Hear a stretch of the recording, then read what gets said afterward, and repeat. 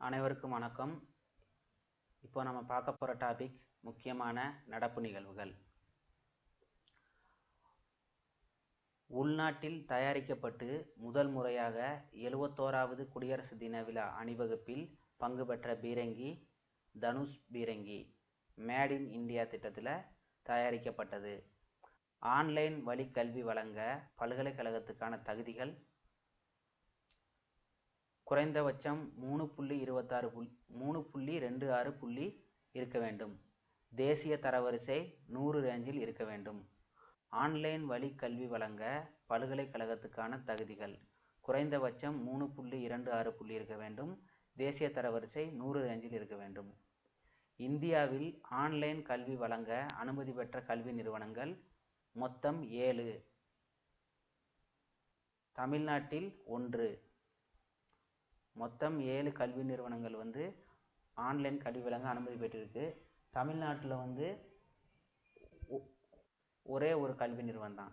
அந்த கல்வி நிறுவனம் எதுனா தஞ்சை சண்முகா கலை அறிவியல் தொழில்நுட்பம் மற்றும் ஆராய்ச்சி அகாடமி. இதுதான் ஆன்லைனில் கல்வி வழங்க அனுமதி பெற்றிருக்காங்க. ஜனவரி 30, 2020 தான் இந்த அனுமதி கொடுக்கப்பட்டது கல்வி நிறுவனங்களுக்கு. விவசாயிகளுக்கு ஆண்டுதோறும் ரூ.6000 நிதியுதவியை 3 தவணைகளாக வழங்கும் திட்டம் PM கிசான் திட்டம் அறிமுகம் 2019. விவசாயிகளுக்கு ஆண்டுதோறும் ரூ.6000 நிதியுதவியை 3 தவணைகளாக வழங்கும் திட்டம் PM கிசான் திட்டம் அறிமுகம் 2019. கிசான் அப்படின்னா இந்தியில் விவசாயின்னு அர்த்தம். அதான் PM கிசான் திட்டம் அறிமுகம். 2019ஆம் ஆண்டு உலக விளையாட்டில் சிறந்த வீராங்கனை விருது பெற்றவர் யாருன்னா ராணி ராம்பால். இவர் இந்திய மகளிர் ஹாக்கி அணி கேப்டன். 2019ஆம் ஆண்டு உலக விளையாட்டில் சிறந்த வீராங்கனை விருது பெற்றவர் இந்திய மகளிர் ஹாக்கி அணி கேப்டன் ராணி ராம்பால். முதல் ஹாக்கி வீராங்கனை, இந்த விருதை பெற்ற முதல் ஹாக்கி வீராங்கனை. 2020 பட்ஜெட்டில் தொல்லியல் அருங்காட்சியகம் அமைக்கப்படுவதாக அறிவிக்கப்பட்ட இடங்கள் மொத்தம் 5 இடங்கள் அறிவிச்சிருக்காங்க மத்திய அரசு. ஆதிச்சநல்லூர் தமிழ்நாடு, ராக்கி கார்கி ஹரியானா, ஆதிச்சநல்லூர் தமிழ்நாடு, ராக்கி கார்கி ஹரியானா, அஸ்தினாபூர் உத்தரப்பிரதேசம், தீவ்சாகர் மகாராஷ்டிரா, தோலாவிரா குஜராத். மொத்தம் 5 இடங்களில் தொல்லியல் அருங்காட்சியகம் அமைக்கப்படும்னு பட்ஜெட்டில் அறிவிச்சிருக்காங்க. மத்திய அரசின் மக்கள் மருந்தகம் எது? மத்திய அரசின் மக்கள் மருந்தகம் எது? ஜன் ஔஷதி. ஜன் ஔஷதிங்கிறது ஹிந்தி வார்த்தை. ஜனதா அப்படிம்பாங்க. ஜன் அப்படின்னா மக்கள், ஔஷதி அப்படின்னா மருந்தகம். மத்திய அரசின் மக்கள் மருந்தகம் எது? ஜன் ஔஷதி. ஒரே நாடு ஒரே குடும்ப அட்டை திட்டத்தை பரிசோதனை அடிப்படையில் தமிழகத்தில் நடைமுறைப்படுத்திய முதல் மாவட்டம் தூத்துக்குடி, திருநெல்வேலி. பிப்ரவரி 1, 2020 நடைமுறைப்படுத்தினாங்க. நம் நாட்டின் தனியார் ரயில்கள். முதல் ரயில் தில்லி டு லக்னோ இடையில் விடப்பட்டது தனியார் ரயில். 2வது ரயில் அகமதாபாத் டு மும்பை வழித்தடத்தில். 3வது ரயில் இந்தூர் டு வாரணாசி. நாட்டில் உள்ள அனைத்து வீடுகளுக்கும் குழாய் மூலம் குடிநீர் வழங்கும் திட்டம் ஜல் ஜீவன் திட்டம். நாட்டில் உள்ள அனைத்து வீடுகளுக்கும் குழாய் மூலம் குடிநீர் வழங்கும் திட்டம் ஜல் ஜீவன் திட்டம். நடைமுறை ஆகஸ்ட் 15, 2019. நோக்கம், திட்டத்தின் நோக்கம் 2024 அனைத்து வீடுகளுக்கும் குடிநீர் விநியோகம் குழாய் மூலமா. 2020 ஆஸ்திரேலிய ஓபன் டென்னிஸ் மகளிர் சாம்பியன் யார்? Sofia Kenin America. 2020 ஆஸ்திரேலிய ஓபன் டென்னிஸ் மகளிர் சாம்பியன் யார்? Sofia Kenin America. உலகக்கோப்பை படகு ஓட்டுதலில் பதக்கம் வென்ற முதல் இந்திய வீராங்கனை நேத்ரா குமணன். வெண்கலப் பதக்கம் சென்னை. உலகக்கோப்பை படகு ஓட்டுதல் பதக்கம் வென்ற முதல் இந்திய வீராங்கனை நேத்ரா குமணன் வெண்கலப் பதக்கம் வென்றிருக்கிறார். சென்னையை சேர்ந்தவர். இந்தியா மற்றும் வங்கதேசத்துக்கு இடையே நடைபெறும் கூட்டு இராணுவ பயிற்சி எது? சம்பிரிக்ஸ் 9. இடம் அம்ப்ரோஸ், மேகாலயாவில் நடைபெற்றது. இந்தியா மற்றும் வங்கதேசத்துக்கு இடையே நடைபெறும் கூட்டு இராணுவ பயிற்சி சம்பிரிக்ஸ் 9. இடம் அம்ப்ரோஸ், மேகாலயாவில் நடைபெற்றது. 2020 ஆஸ்திரேலிய ஓபன் டென்னிஸ் ஆடவர் பிரிவில் பட்டம் வென்றவர் நோவாக் ஜோகோவிச், செர்பியாவைச் சேர்ந்தவர். 2020 ஆஸ்திரேலிய ஓபன் டென்னிஸ் ஆடவர் பிரிவில் பட்டம் வென்றவர் நோவாக் ஜோகோவிச், செர்பியாவைச் சேர்ந்தவர். 8ஆம் வகுப்புகளுக்கான பொதுத் தேர்வு சட்ட திருத்தம் மத்திய அரசு மேற்கொண்டது எப்போது? 2018. 2018 ஆஸ்திரேலிய ஓபன் மகளிர் பிரிவில் சாம்பியன் பட்டம் வென்றவர் கரோலின் ஓஸ்னியாக்கி, டென்மார்க்.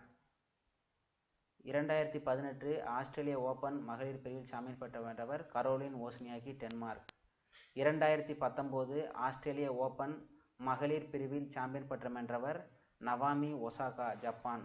2019 ஆஸ்திரேலிய ஓபன் மகளிர் பிரிவில் சாம்பியன் பட்டம் வென்றவர் நவாமி ஒசாகா, ஜப்பான்.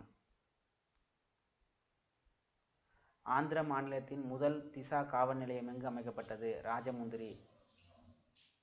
ஆந்திர மாநிலத்தின் முதல் திசா காவல் நிலையம் எங்கு அமைக்கப்பட்டது? ராஜமுந்திரி. இந்த திசானா என்ன அப்படின்னு இதுக்கு முன்னாடி உள்ள நடப்பு நிகழ்வு வீடியோவில் கொடுத்துருக்கேன், அதை பார்த்து தெரிஞ்சுக்கோங்க. தென்னை நார் ஏற்றுமதியில் தமிழ்நாட்டில் சிறப்பு பொருளாதார நகரம். தென்னை நார் ஏற்றுமதியில் தமிழ்நாட்டின் சிறப்பு பொருளாதார நகரம் பொள்ளாச்சி. இந்தியாவில் முதன்முதலாக மனித கழிவுகளிலிருந்து இயற்கை உரம் தயாரிக்கும் திட்டம் நடைமுறைப்படுத்தப்பட்டது நீலகிரி, தமிழ்நாடு. இந்தியாவில் முதன்முதலாக மனித கழிவுகளிலிருந்து இயற்கை உரம் தயாரிக்கும் திட்டம் நடைமுறைப்படுத்தப்பட்டது நீலகிரி, தமிழ்நாடு. 2020 அண்டர்-19 உலகக்கோப்பை கிரிக்கெட் வென்ற அணி வங்கதேசம், முதல் முறையாக வென்றுள்ளது. 2020 அண்டர்-19 உலகக்கோப்பை கிரிக்கெட் வென்ற அணி வங்கதேசம், முதல் முறை. இந்திய அளவில் பேரிடர் மேலாண்மையில் முதலிடம் பெற்ற மாநிலம் தமிழ்நாடு. இந்திய அளவில் பேரிடர் மேலாண்மையில் முதலிடம் பெற்ற மாநிலம் தமிழ்நாடு. தமிழக முதல்வர் பாதுகாக்கப்பட்ட வேளாண் மண்டலமாக அறிவித்த பகுதி? தமிழக முதல்வர் பாதுகாக்கப்பட்ட வேளாண் மண்டலமாக அறிவித்த பகுதி காவிரி டெல்டா பகுதி.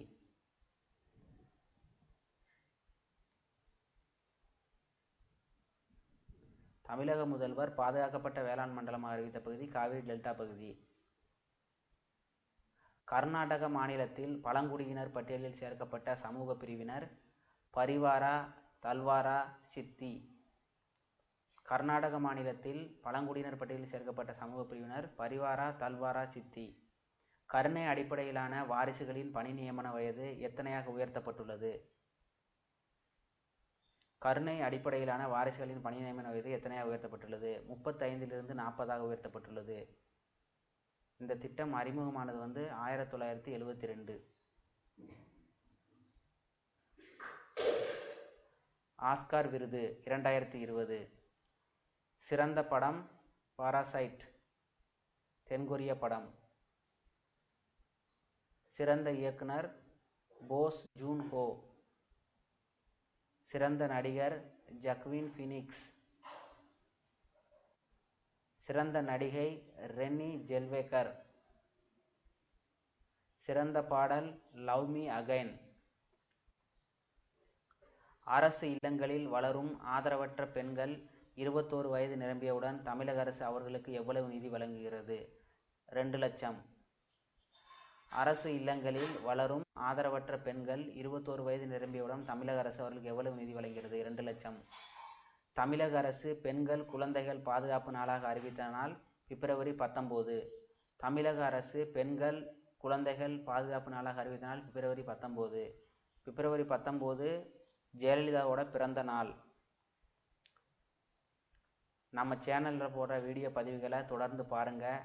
சேனலை சப்ஸ்கிரைப் பண்ணுங்கள், லைக் பண்ணுங்கள், ஷேர் பண்ணுங்கள். நன்றி.